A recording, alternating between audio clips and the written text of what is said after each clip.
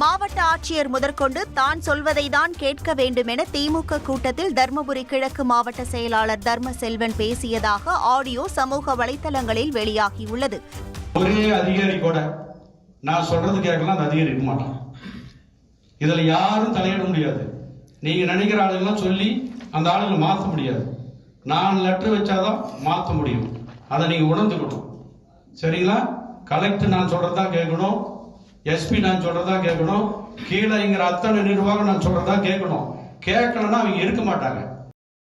இந்த நிலையில் தனது பேச்சுக்கு தருமபுரி கிழக்கு மாவட்ட செயலாளர் தர்மசெல்வன் வருத்தம் தெரிவித்துள்ளார். கட்சியினரை திருப்திப்படுத்த அவ்வாறு பேசியதாகவும், ஆனால் அப்படி பேசியிருக்க கூடாது என தெரிவித்தார். இதற்காக வருத்தம் தெரிவித்துக் கொள்வதாகவும், மீண்டும் இதுபோன்ற சம்பவங்கள் நடக்காது என்றும் குறிப்பிட்டார். இதனிடையே திமுக மாவட்ட செயலாளரின் பேச்சுக்கு எதிர்க்கட்சித் தலைவர் எடப்பாடி பழனிசாமி, பாமக தலைவர் அன்புமணி ராமதாஸ் ஆகியோர் கண்டனம் தெரிவித்துள்ளனர்.